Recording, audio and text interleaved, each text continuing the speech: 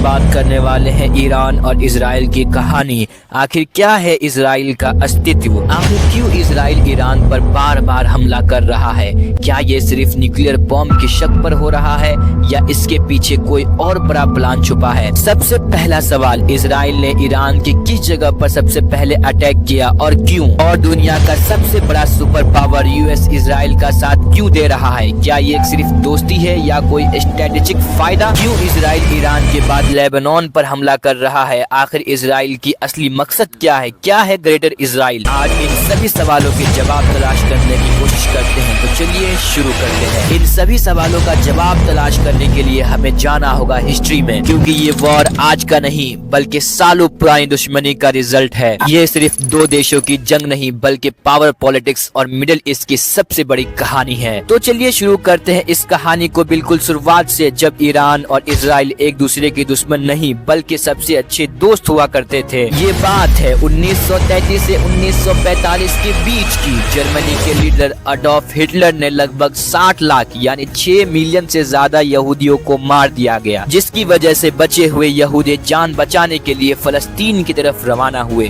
पूरी दुनिया में सिर्फ फलस्तीनियों ने उन्हें अपने घरों में जगह दिया और अब कुछ इस तरह धीरे धीरे यहूदी की आबादी बढ़ती चली गई। एक ऐसा भी वक्त आया जब यहूदियों ने कहा, अब मुझे अपना खुद का एक देश चाहिए, मुझे अपना एक खुद का इजराइल नाम का एक कंट्री चाहिए। उस वक्त फलस्तीन को ब्रिटिश के द्वारा कंट्रोल किया जा रहा था। फिर वक्त आया 1947, यूएन के द्वारा फलस्तीन को 2 टुकड़ों में बांट दिया गया और जेरूशलम को इंटरनेशनल सिटी बनाने का प्रस्ताव किया गया। आखिर जेरूशलम क्यों इम्पोर्टेंट है इस्लाम, क्रिश्चियन और यहूदियों के लिए, ये एक अलग ही टॉपिक हो जाता है। इसके बारे में हम अलग से बात करेंगे। लगभग 55% लैंड ज्यूविश यानी इजराइलियों को दिया गया और 45% लैंड फलस्तीनियों को दिया गया। उसके बाद वक्त आया 14 मई 1948, जब इजराइल को ऑफिशियली एक कंट्री अनाउंस कर दिया गया। इन सब की वजह से अरब कंट्री ने इजराइल पर हमला कर दिया, जिसे अरब इजराइल वॉर 1948 कहा जाता है। लेकिन इन सब में ईरान डायरेक्टली इन्वॉल्व नहीं था। तो ये थी कहानी इजराइल की वजूद की। लेकिन सवाल अभी भी वही है, आखिर इजराइल ने ईरान पर हमला क्यों किया? इस सवाल का जवाब ढूंढने के लिए इतिहास के उन पन्नों को पलटना होगा जिस दौर में ईरान दुनिया का सबसे मॉडर्नाइज कंट्री माना जाता था और अमेरिका का खास दोस्त हुआ करता था। ये बात है 1941 से 1979 की, जिस दौर में ईरान में बादशाही हुकूमत चलती थी, जिसका नाम था मोहम्मद रेजा शाह पहलवी। अमेरिका का खास दोस्त माना जाता था। यूं तो हुकूमत बादशाह की थी लेकिन कंट्रोल अमेरिका किया करता था। अब वक्त आया 1 अप्रैल 1979 को ऑफिशियली ईरान को इस्लामिक रिपब्लिक डिक्लेयर कर दिया गया।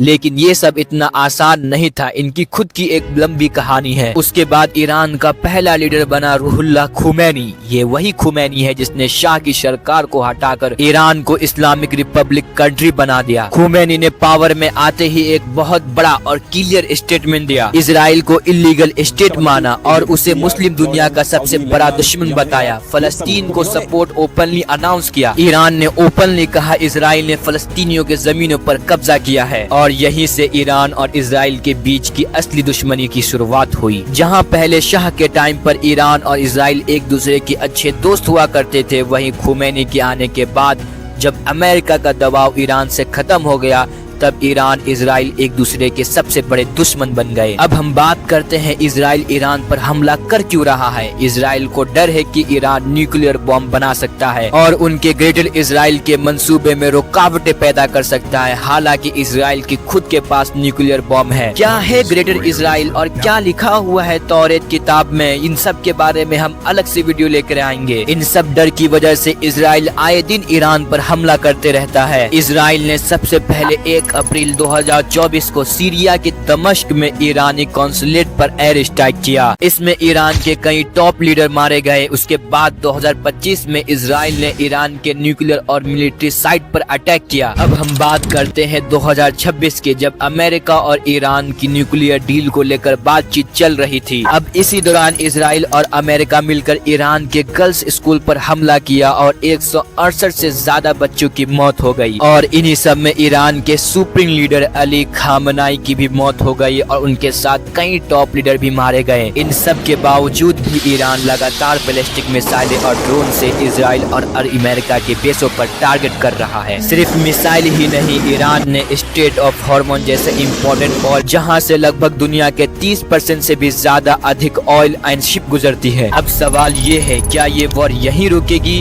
या दुनिया एक और बड़े संघर्ष की तरफ बढ़ रही है? अगर आपको इस तरह के वीडियो अच्छे लगते हैं तो इंस्टाग्राम में हमें फॉलो करें और अभी जरूर सब्सक्राइब करें। मिलते हैं नेक्स्ट वीडियो में।